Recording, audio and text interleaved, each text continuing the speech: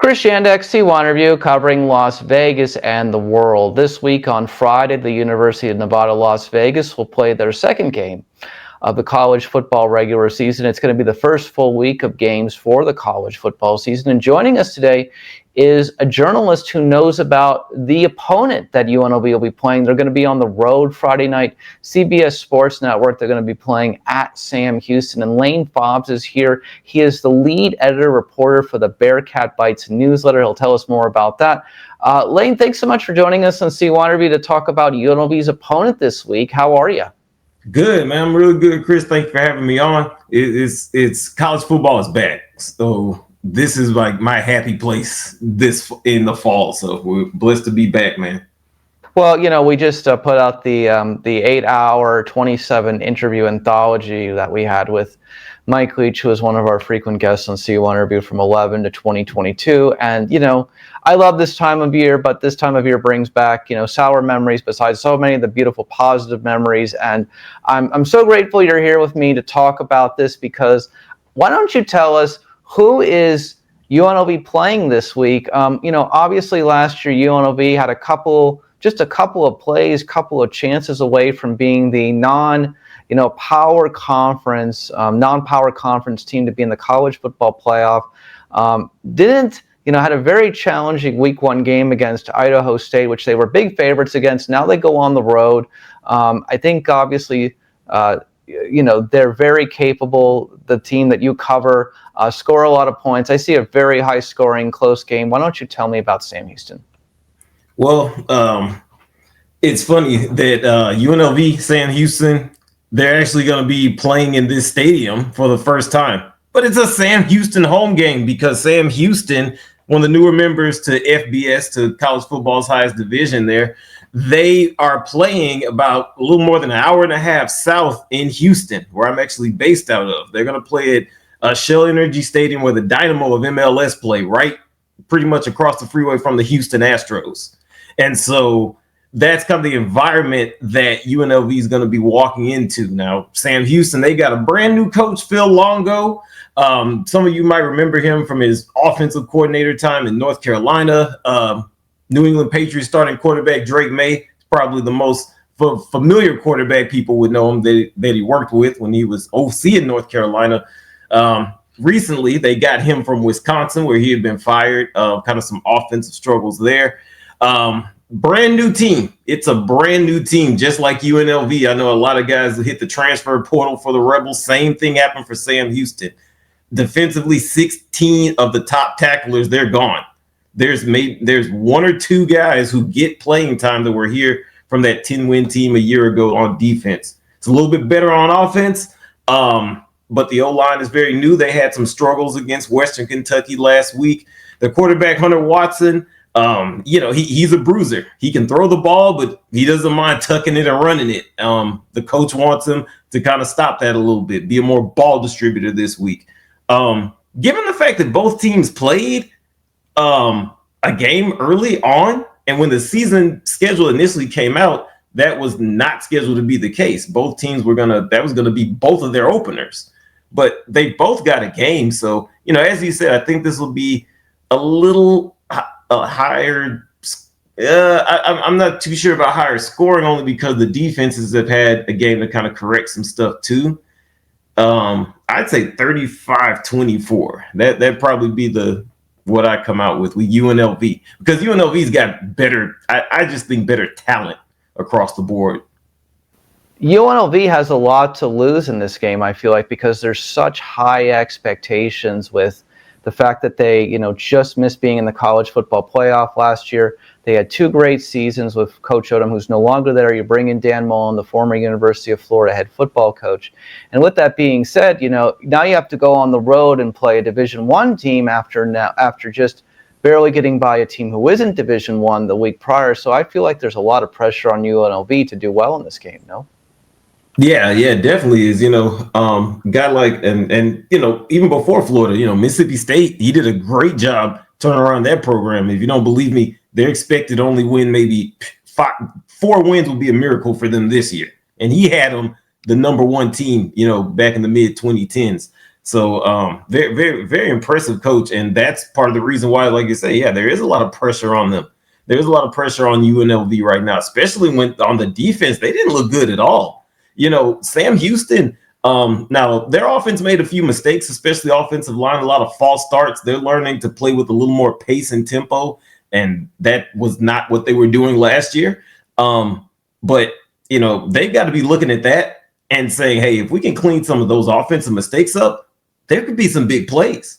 They're coming in thinking, all right, this is a big upset. This can be one, because the line opened at like -13. It's down to -10 after the win over Idaho State. So yeah, I definitely see that. I think there's definitely way more pressure on the Rebels than the Bearcats.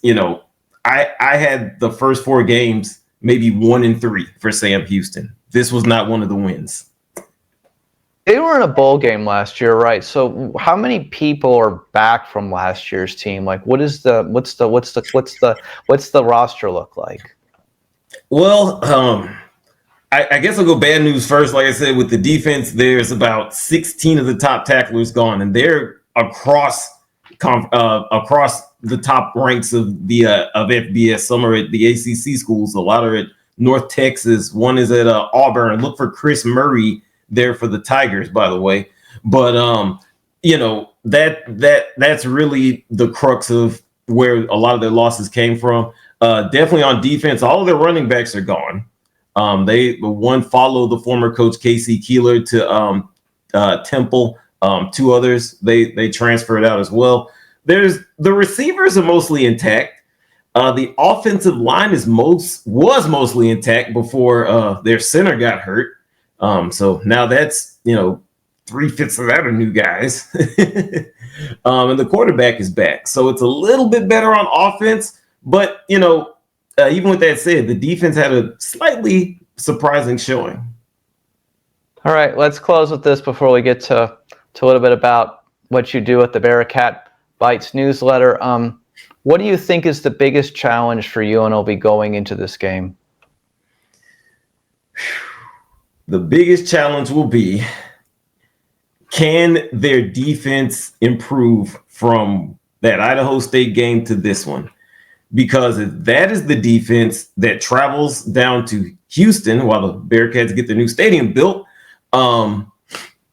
that is going to be a win for Sam, because they're going to be able to find players in space. They have receivers who know how to do that, and they're intending to deploy more of them this week. They have a quarterback now who's learned some of those lessons on the road, and now he's going to be, quote, at home and being ready to go. So that's the biggest thing. Yeah, I see 41-34, 45-38. I think that this is a collection of two teams who had a game already. I think they're still both trying to find themselves, and I think this game, UNLV has to win this game to show that they can be in the college football playoff this year.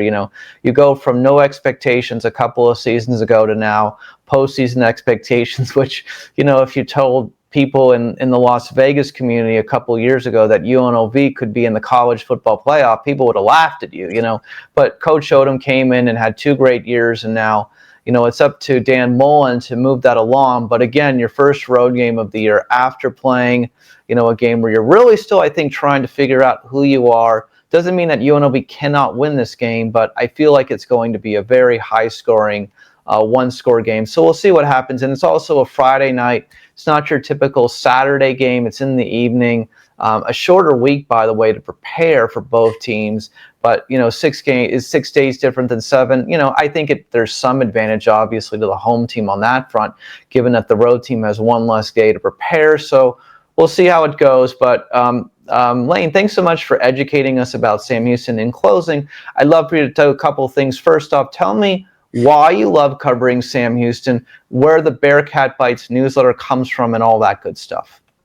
So, first of all, I'm just a college football fan, since about 2011, when I was, strung broke in college, there was always some job related to it that could get me through to the next meal. And so after that, it was just coverage, writing, helping with broadcast, doing all these things. And So this was at Texas A&M at around the time I leave, still doing it. My sister goes to Sam Houston. A lot of family members are there. Grew very close to it. I was always close to it. My family is from that area. And so, just given the rise and all the technology that we have, I just, wanted to just stay around it, even as I, quote, changed careers and embarked on a new chapter. And so I pulled in just YouTube. I pulled in Twitter. I wanted to pull in Substack and say, hey, let's just build an outlet for a school that doesn't get a ton of coverage. Yeah, and you're obviously giving that to them, and I think that's wonderful. Last one, the week. The world's going to be focused on Archie Manning and Texas and Ohio State kickoff noontime. Week one of the college football season. What a game to start the first full week of college football. Thoughts? Man, you got Arch Manning going in there, heading on the road. His first road start as the guy. He had a couple starts last year. But the thing about it is Ohio State, a lot of the talent's gone. It's really Jeremiah Smith right there. So does Texas play it the same way last year, where we're going to shut down Smith and take our chances with the run game? Or do they come out a little bit different and say, no, we're going to force you to throw it with this inexperienced quarterback? Anthony Hill's very good for the Longhorns. He's really, really special there for their linebacking core. I will go with the Longhorns. It's being pulled out of me, but I'll go with the Longhorns in a very fun game. Let's say mid-30. Let's go 31-30. Yeah, I mean, here's the thing about it, and this is what, here's what I'm going to say. On one hand, these games are great. On the other hand, it's not the old system where you only had 4 teams get in, or the old BCS system where you had 2 teams get in. So a loss here is really not going to make much of a difference. It can make a difference for the seeding at the end with the college football playoff. Yeah, you want to have the higher seeding, obviously, and that really goes towards that. So there's some advantage to playing these games, but at the same time, if these teams lose, doesn't make difference. They can still win the national title. Right. And that kind of takes away some of the fun a little bit, right? That the fact that this could be an early playoff game in the ghosts of formats past, but it's just kind of the new world we're in. I guess we'll trade that for more fun games later in December and January, when ideally more people are dialed in. It's holidays and stuff. So it is what it is. Still going to be a lot of fun. We're not getting this game 15 years ago is my point to you. Yeah, no. Oh, no. And, the SEC is going to 9 games. They're going to 9 games. All of these schools have realized, well, yeah, people want to see great matchups. That's what they're going to make the drives into these smaller towns and pay for parking and all this stuff for. They're not going to do that for, small directional school state. God bless them. I love those teams, but you're not really paying for that. Last thing, University of Florida grad. There when Tim Tebow was there, so know all about this stuff. No TAMU, know all the schools, right? Last thing, in our last CY interview, in the 27 CY interviews we had with Mike Leach in 2022, before the season in September 2022, he said, "Yep, at this point, college football is the minor league professionals," and so that's just what it is now, and people just have to recognize it's the minor leagues for professional football. That's what college football has become. Thankfully, there are still small universities like Sam Houston, and look what UNLV's become now. So everybody can move up. That's what's beautiful about it, is everybody can move up, and there's more parity than there ever has been. But the reality of what it comes down to is that it's minor league pro. So, Lane, in closing, please tell everybody where they can find you on Twitter, what your Substack is, and all that good stuff, please. Yeah, the easiest way is going to be Twitter and X at Bearkatbites. That's where you can find the link to the Bearkatbites Substack. You can also search that.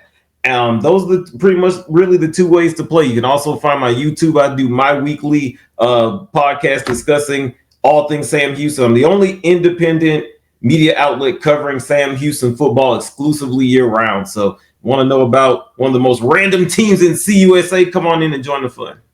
It's not random. It's, everybody's got fans, and the reality of what it comes down to in this world, we are an underserved sports media landscape for smaller universities and smaller sports. So you're doing a service. I'm sure you've got some loyal fans there for sure. Lane, thanks so much for being on. We're going to have you back on C1 Interview, and thank you for telling us about UNLV's opponent this week. Anytime, Chris. Happy to do it. Can't wait to do it again.